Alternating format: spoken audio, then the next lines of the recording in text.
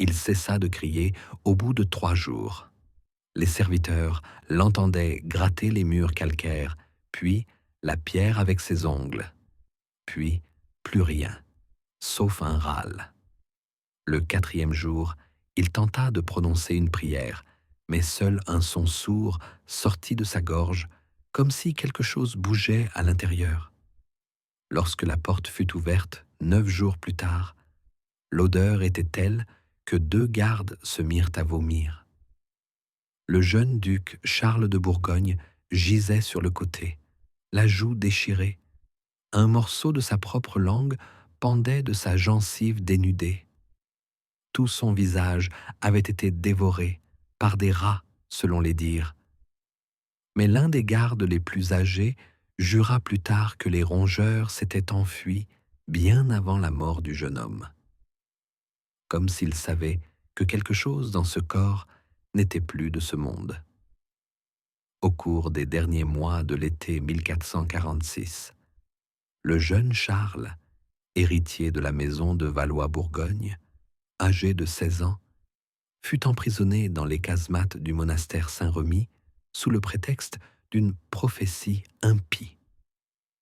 Avant cet incident, il était considéré comme un jeune homme apathique, mais bien élevé, sans talent militaire, mais doté d'une mémoire et d'une aptitude à l'écriture rare pour son âge.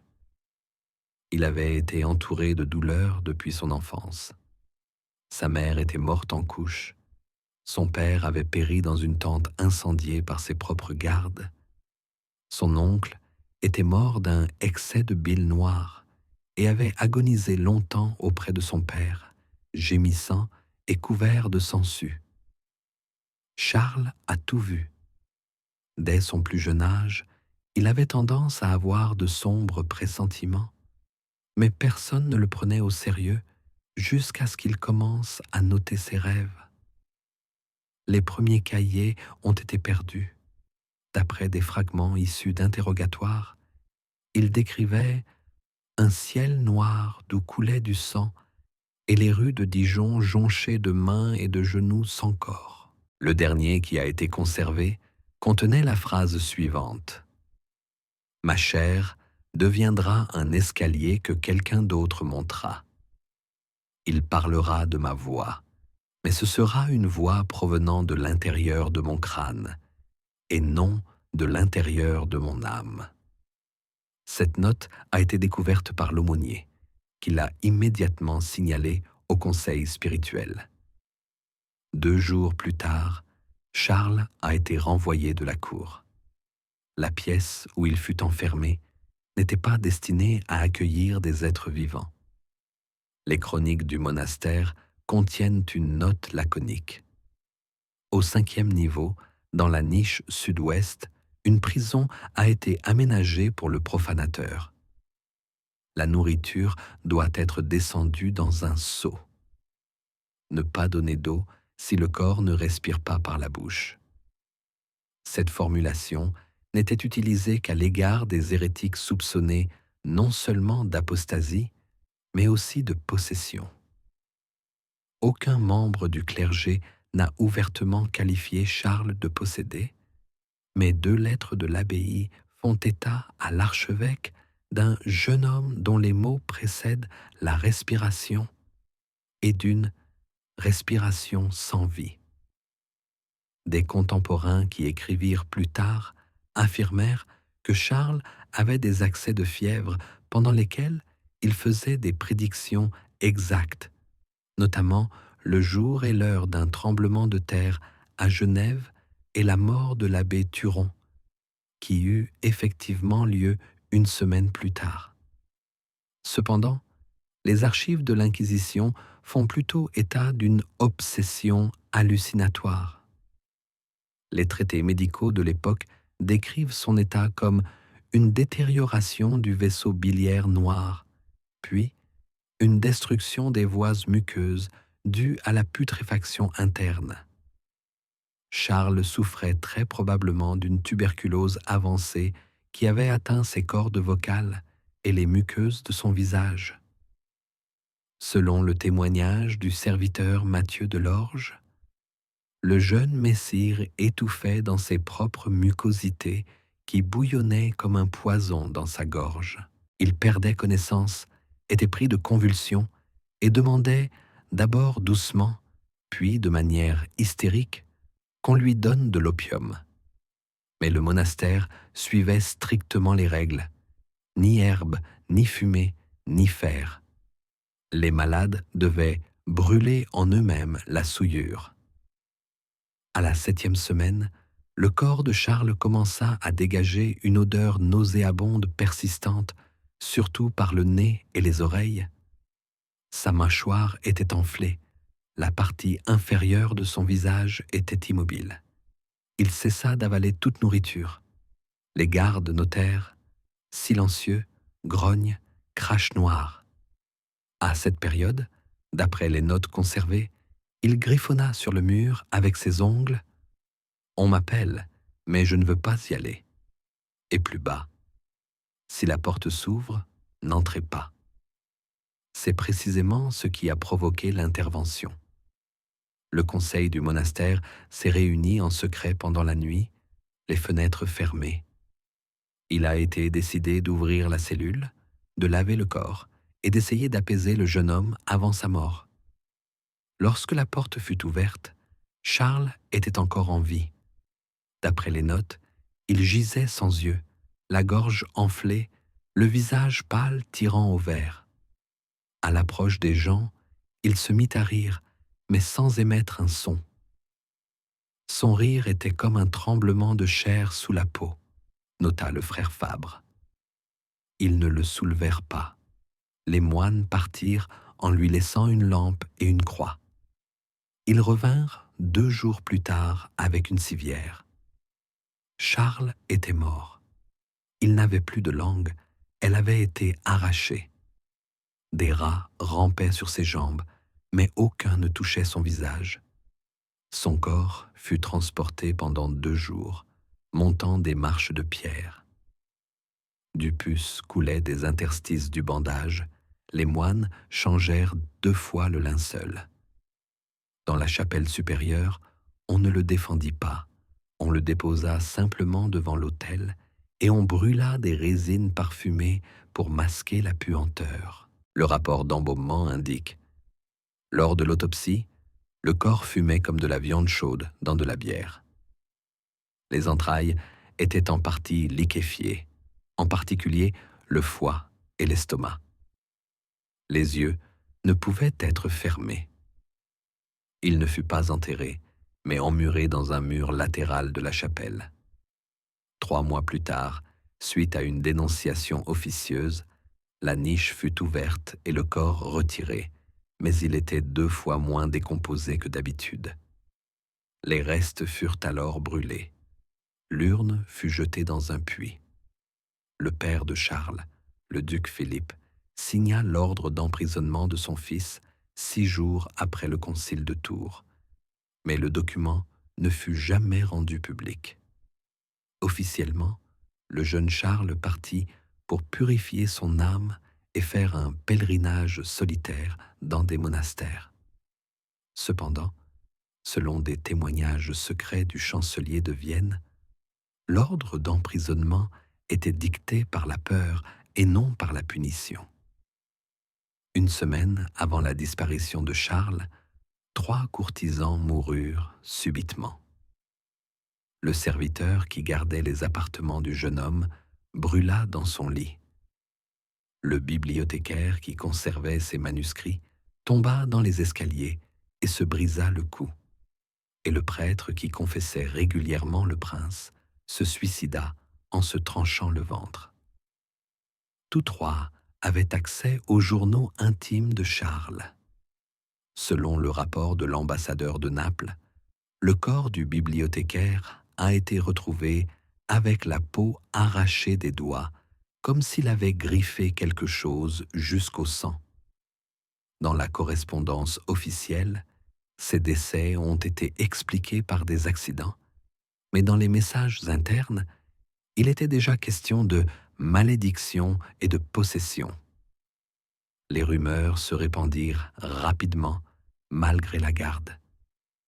Parmi la noblesse, on disait que le jeune duc était marqué et que ses rêves n'étaient pas des rêves, mais des révélations. À Dijon, une religieuse qui nourrissait les pauvres déclara avoir vu Charles, vêtu d'un linceul blanc, debout à la porte de l'église, alors qu'il n'avait pas quitté le monastère depuis 2 semaines. Elle fut bientôt retrouvée morte, les yeux exorbités. Et l'un des cuisiniers du monastère, nommé Thomas, avoua avoir entendu Charles chanter sans parole pendant la nuit, et que cette chanson lui transperçait le cœur comme un couteau. Il s'enfuit du monastère, mais fut rattrapé dans une abbaye voisine et exécuté pour blasphème. Entre-temps, le corps de Charles commença à subir des changements qui ne pouvaient s'expliquer uniquement par la maladie. Les témoignages du médecin Jean de Cormènes, envoyé secrètement à Rouen, décrivent que la peau du jeune homme dans le dos se couvrit de taches grises, puis commença à se détacher. Selon la description, elle se détachait par couches comme du vieux papier, avec un craquement comme s'il y avait du bois sec en dessous. Les doigts des mains avaient perdu leur sensibilité. Les ongles étaient noircis et tombaient. Les yeux étaient devenus troubles et immobiles, bien que Charles lui-même, selon le témoignage d'un de ses frères, se soit soudainement mis à parler plus clairement que d'habitude. Il demanda un miroir et ordonna qu'on note ses paroles. La dernière note conservée dans les archives du monastère dit « Une crête après l'autre, une ombre après l'autre. Je ne suis pas seul. Il est venu, il entre à travers les murs, et je vois à travers les os. » Selon les estimations modernes, les symptômes pouvaient indiquer un stade terminal de la syphilis, avec atteinte du système nerveux central, accompagné de hallucinations, de décomposition des tissus et de troubles neurologiques. Cependant, l'absence de lésions des muqueuses dans les protocoles post-mortem rend cette hypothèse incomplète. Une forme rare d'infection gangreneuse ulcéreuse, développée dans des conditions d'isolement total et d'absence de traitement, est considérée comme plus probable. Le corps de Charles est devenu une source d'horreur pour tous ceux qui s'en approchaient. L'un des moines, frère Bernard, a été chargé de surveiller la prison, mais au bout de 3 jours, il a demandé à être remplacé, affirmant qu'il entendait le jeune homme l'appeler de la voix de sa mère. Dans son rapport à l'abbé, il écrit « Quand je le regarde dans les yeux, je me vois moi-même mort. » 1 semaine plus tard, frère Bernard disparaissait. On ne le retrouva jamais. La porte de la prison fut scellée et personne ne rendit plus visite à Charles, à l'exception des novices qui lui apportaient sa nourriture dans une augue en bois, sans même voir son visage. Au 3e mois de détention, la chambre du jeune homme était envahie de moucherons. Ils sortaient des fissures, se collaient à la porte, au mur, à la lampe, à la nourriture. Un jour, un novice rapporta que la nourriture servie dans la gouttière était revenue carbonisée et couverte d'insectes, comme si elle avait été brûlée. On envoya alors 3 personnes, un novice, un moine et un soldat de la garde. Ils ne revinrent pas. Au bout d'une journée, leurs corps furent retrouvés dans la cellule des invités, morts, sans trace de lutte, mais la bouche pleine de moisissures. Les documents de l'abbaye indiquent simplement « mort de peur ». Toute intervention supplémentaire est jugée impossible. À ce stade, le monastère passa au plan élimination. Charles devait être déclaré mort et son corps enterré sans cérémonie. Mais une question se posait. Était-il vraiment mort? Personne n'osait entrer. On fit alors appel à l'inquisiteur supérieur François de la Roche, qui était à la retraite. Il arriva avec 3 compagnons et un reliquaire ancien qui, selon la légende, contenait un morceau de tissu ayant été en contact avec le corps de Saint Louis. L'inquisiteur pénétra dans les appartements inférieurs à midi. 2 heures plus tard, il en ressortit, portant le reliquaire, mais pâle, et la main brûlée. Il déclara « Il n'est pas là, mais ce n'est pas un démon non plus, c'est le vide qui a pris son apparence. » Il ordonna ensuite de murer le passage, de laisser la lampe allumée et de ne pas ouvrir la porte à qui que ce soit. Charles mourut 2 semaines plus tard. Plus précisément, son corps cessa de donner des signes de vie. Les gardes l'entendirent marmonner sans parole, avalant seulement de l'air. Son dernier son fut un râle semblable à un soupir. Puis, tout redevint silencieux. Ce n'est que 3 jours plus tard, après s'être assurés du silence et de l'absence d'odeur, qu'ils ouvrirent la porte. Tout ce qui restait gisait dans un coin, dans une tache de sang séché. Le crâne était vide, mais intact. La peau du visage était comme du parchemin. Une racine de langue cassée sortait de la bouche, les dents enfoncées dans la base. Accepté. Je commence la 3e partie de l'essai. Le fils de l'Apocalypse, comment le jeune héritier de Bourgogne a prophétisé sa mort et a pourri dans un souterrain. Le volume sera d'au moins 5000 caractères. Le texte sera unique, sans division visuelle ni insertion. Je commence.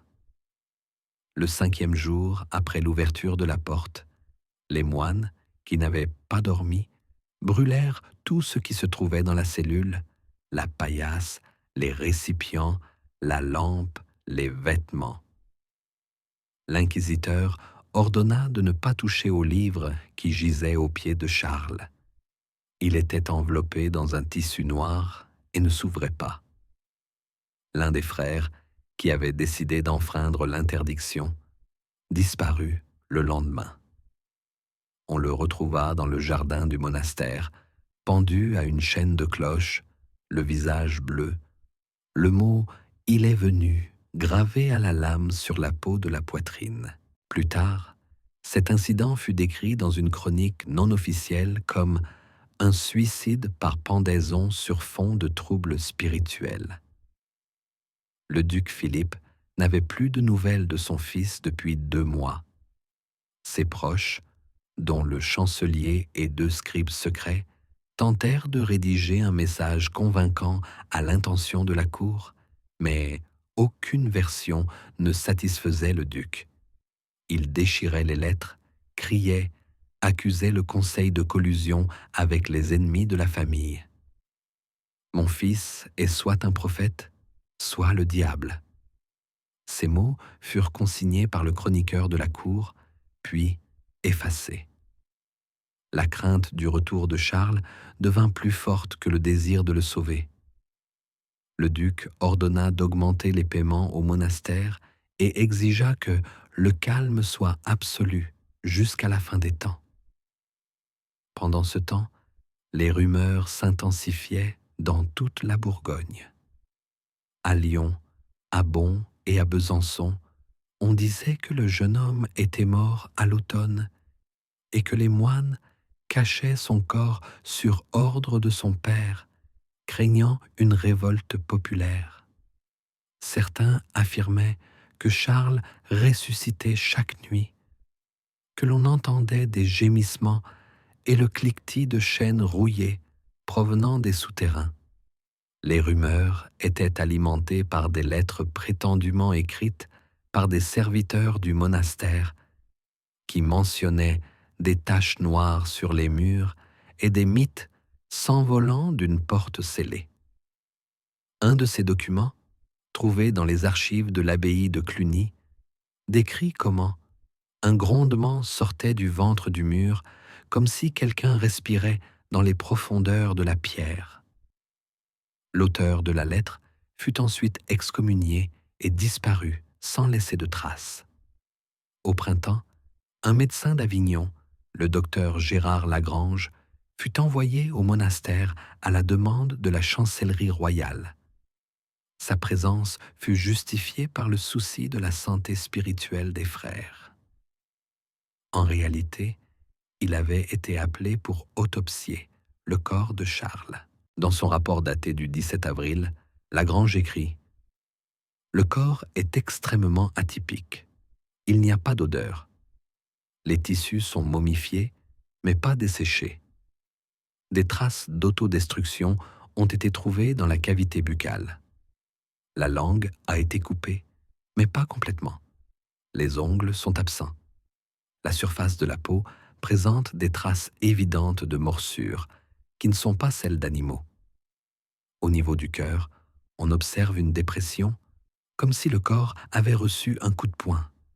Le sternum est fracturé, le visage a conservé sa forme, mais les pommettes sont enfoncées, les cheveux sont absents, le foie est atrophié, le cerveau est desséché, mais pas détruit. Immédiatement après l'autopsie, le médecin a commencé à cracher du sang. 2 jours plus tard, il était en proie à un délire, criant qu'un visage était assis à l'intérieur, et il est décédé avant d'avoir pu terminer son rapport. Les restes de ses notes anatomiques ont été brûlés sur ordre de l'abbé. La seule copie du rapport de Lagrange a été conservée dans la bibliothèque privée de la famille de Saint-Just, avec la mention « à ne pas diffuser ». On y apprend que le médecin a demandé avant de mourir de ne pas livrer à la terre ce qui n'est pas mort. Malgré cela, on tenta tout de même de donner une sépulture à Charles. Pour cela, on construisit un nouveau caveau à 7 lieues du monastère, dans une falaise où se trouvait autrefois un autel païen. Le transfert du corps fut accompagné de mesures extraordinaires. Le cercueil, fait d'ardoise et de plomb, fut porté uniquement par des moines muets qui n'admirent personne pendant la semaine précédant la cérémonie. Le cortège fut accompagné par le son des cloches, mais pas par des prières. Lorsque le cortège arriva à la crypte, le ciel s'assombrit et, selon des témoins oculaires, une pluie noire mêlée de cendres tomba pendant 7 minutes. L'un des témoins, un soldat nommé Pierre, raconta plus tard que la pluie piquait la peau comme si elle était aspergée de vinaigre. Il mourut 3 semaines plus tard d'un empoisonnement du sang. L'enterrement s'est déroulé en silence. Seules 3 personnes de la cour et l'inquisiteur de la Roche, qui portait toujours un bandage sur sa main brûlée, étaient présentes. Il a prononcé une courte prière et a apposé un sceau sur le cercueil. Les documents du monastère indiquent Charles de Bourgogne, ermite, rendu à la terre un jour sans heure, en un lieu sans nom. Mais l'histoire ne s'arrête pas là. 40 jours après les funérailles, l'abbé fut retrouvé mort dans sa cellule, le visage déformé par une grimace d'horreur et les mains agrippées à son propre cou. Sur le mur de sa cellule, quelqu'un avait griffonné « Il ne dort pas, il attend ». L'inquisiteur de la Roche fut le suivant à mourir. Il se noya dans un puits rempli d'oiseaux morts. Des incendies se déclarèrent dans le monastère. Des cris retentissaient la nuit depuis les souterrains, et les frères commencèrent à partir les uns après les autres. Au milieu de l'été, le monastère était complètement abandonné.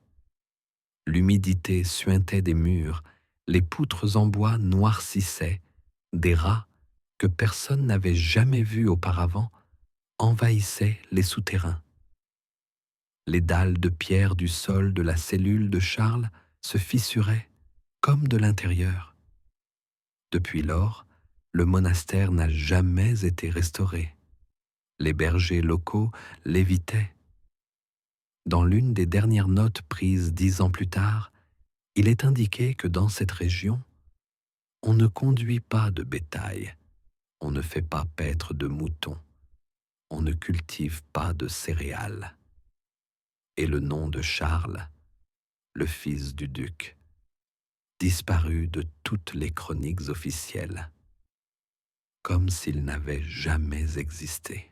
Le 5e jour, après l'ouverture de la porte, les moines, qui n'avaient pas dormi, brûlèrent tout ce qui se trouvait dans la cellule. La paillasse, les récipients, la lampe, les vêtements. L'inquisiteur ordonna de ne pas toucher au livre qui gisait aux pieds de Charles. Il était enveloppé dans un tissu noir et ne s'ouvrait pas. L'un des frères, qui avait décidé d'enfreindre l'interdiction, disparut le lendemain. On le retrouva dans le jardin du monastère, pendu à la chaîne de la cloche, le visage bleu, le mot « Il est venu » gravé à la lame sur la peau de la poitrine. Plus tard, cet incident fut décrit dans une chronique non officielle comme un suicide par pendaison sur fond de troubles spirituels. Le duc Philippe n'avait plus de nouvelles de son fils depuis 2 mois. Ses proches, dont le chancelier et 2 scribes secrets, tentèrent de rédiger un message convaincant à l'intention de la cour. Mais aucune version ne satisfaisait le duc. Il déchirait les lettres, criait, accusait le conseil de collusion avec les ennemis de la famille. Mon fils est soit un prophète, soit le diable. Ces mots furent consignés par le chroniqueur de la cour, puis effacés. La crainte du retour de Charles devint plus forte que le désir de le sauver. Le duc ordonna d'augmenter les paiements au monastère et exigea que le calme soit absolu jusqu'à la fin des temps. Pendant ce temps, les rumeurs s'intensifiaient dans toute la Bourgogne. À Lyon, à Bonn et à Besançon, on disait que le jeune homme était mort à l'automne et que les moines cachaient son corps sur ordre de son père, craignant une révolte populaire. Certains affirmaient que Charles ressuscitait chaque nuit, que l'on entendait des gémissements et le cliquetis de chaînes rouillées provenant des souterrains. Les rumeurs étaient alimentées par des lettres prétendument écrites par des serviteurs du monastère, qui mentionnaient des taches noires sur les murs et des mythes s'envolant d'une porte scellée. Un de ces documents, trouvé dans les archives de l'abbaye de Cluny, décrit comment un grondement sortait du ventre du mur, comme si quelqu'un respirait dans les profondeurs de la pierre. L'auteur de la lettre fut ensuite excommunié et disparut sans laisser de traces. Au printemps, un médecin d'Avignon, le docteur Gérard Lagrange, fut envoyé au monastère à la demande de la chancellerie royale. Sa présence fut justifiée par le souci de la santé spirituelle des frères. En réalité, il avait été appelé pour autopsier le corps de Charles. Dans son rapport daté du 17 avril, Lagrange écrit « Le corps est extrêmement atypique. Il n'y a pas d'odeur. Les tissus sont momifiés, mais pas desséchés. Des traces d'autodestruction ont été trouvées dans la cavité buccale. La langue a été coupée, mais pas complètement. Les ongles sont absents. La surface de la peau présente des traces évidentes de morsures, qui ne sont pas celles d'animaux. Au niveau du cœur, on observe une dépression, comme si le corps avait reçu un coup de poing. Le sternum est fracturé. Le visage a conservé sa forme, mais les pommettes sont enfoncées. Les cheveux sont absents. Le foie est atrophié. Le cerveau est desséché, mais pas détruit. Immédiatement après l'autopsie, le médecin a commencé à cracher du sang. 2 jours plus tard, il était en proie à un délire, criant qu'un visage était assis à l'intérieur, et il est décédé avant d'avoir pu terminer son rapport. Les restes de ses notes anatomiques ont été brûlés sur ordre de l'abbé. La seule copie du rapport de Lagrange a été conservée dans la bibliothèque privée de la famille de Saint-Just, avec la mention « à ne pas diffuser ». On y apprend que le médecin a demandé avant de mourir de ne pas livrer à la terre ce qui n'est pas mort. Malgré cela, on tenta tout de même de donner une sépulture à Charles. Pour cela, on construisit un nouveau caveau à 7 lieues du monastère, dans une falaise où se trouvait autrefois un autel païen. Le transfert du corps fut accompagné de mesures extraordinaires. Le cercueil, fait d'ardoise et de plomb, fut porté uniquement par des moines muets qui n'admirent personne pendant la semaine précédant la cérémonie. Le cortège fut accompagné par le son des cloches, mais pas par des prières. Lorsque le cortège arriva à la crypte, le ciel s'assombrit et, selon des témoins oculaires, une pluie noire mêlée de cendres tomba pendant 7 minutes. L'un des témoins, un soldat nommé Pierre, raconta plus tard que la pluie piquait la peau comme si elle était aspergée de vinaigre. Il mourut 3 semaines plus tard d'un empoisonnement du sang.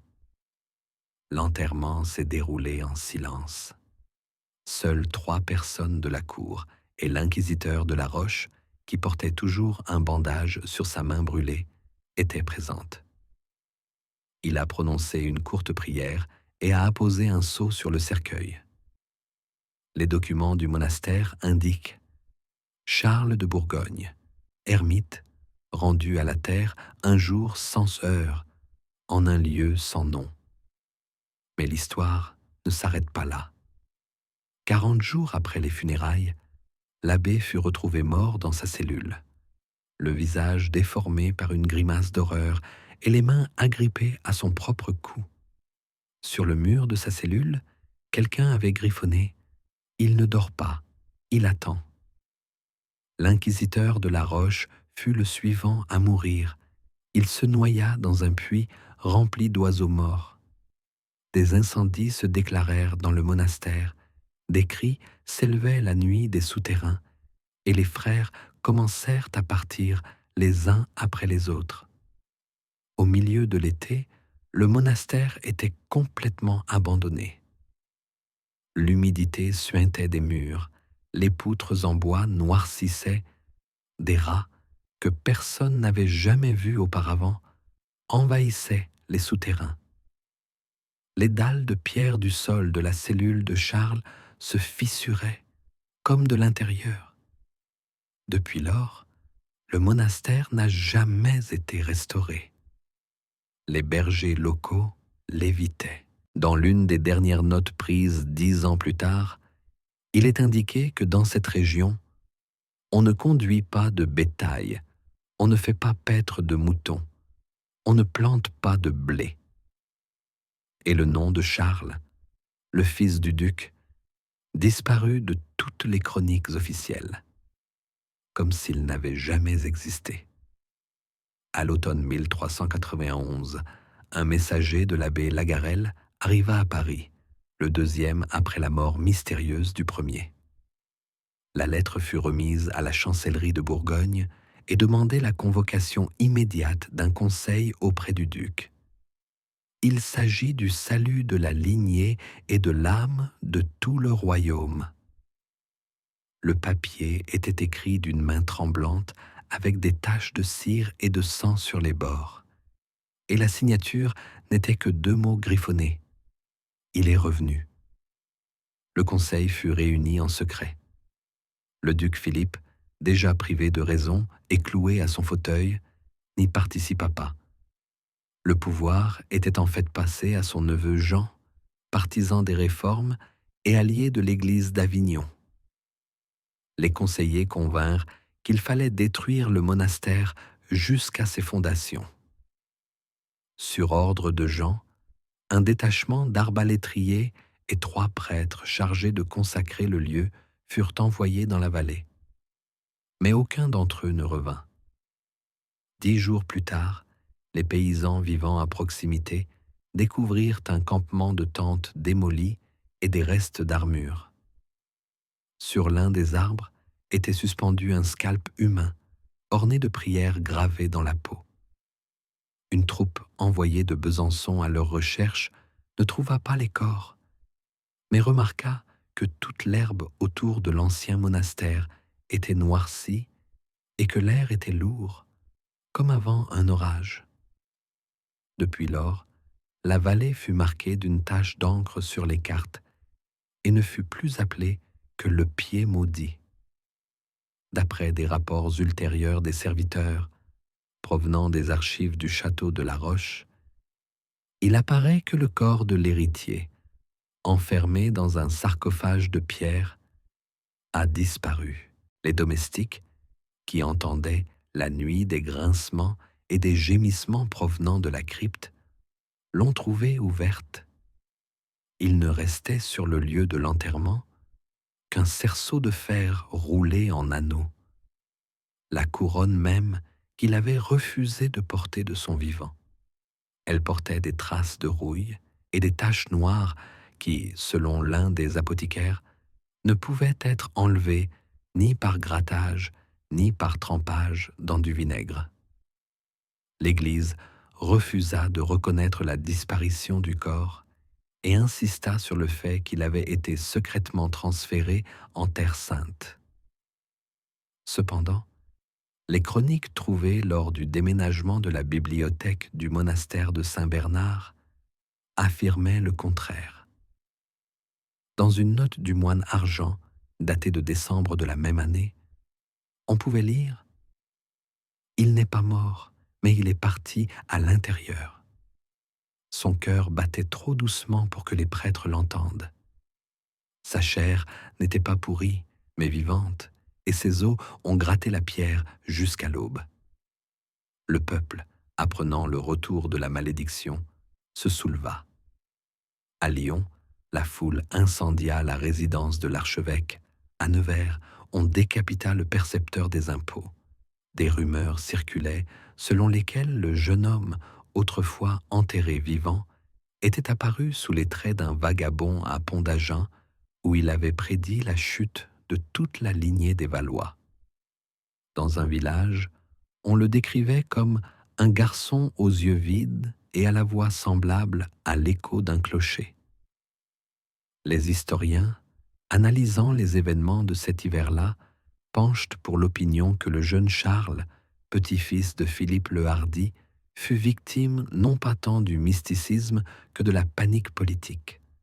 Ses prophéties sur la mort, son enfermement dans un monastère, son refus des rituels religieux, tout cela constituait un prétexte commode pour éliminer un héritier indésirable. Il gênait l'Église d'Avignon, les envoyés du pape et les ducs eux-mêmes, qui souhaitaient un nouveau départ. C'est pourquoi sa mort lente dans les cachots fut accélérée par des médicaments, la famine, l'obscurité et la peur. Après la disparition du corps et l'effondrement de l'unité dynastique qui s'ensuivit, la Bourgogne sombra longtemps dans des conflits intestins. Lors du concile de Tours, il fut déclaré que la lignée était dégénérée et avait besoin d'être purifiée. Aucune statue ne fut érigée à la mémoire de l'héritier, mais un artiste, un iconographe anonyme de Besançon, laissa une fresque représentant un jeune homme avec une couronne de verre autour de la tête. L'inscription sous l'image disait « Celui qui connaissait le jour, mais pas l'heure ».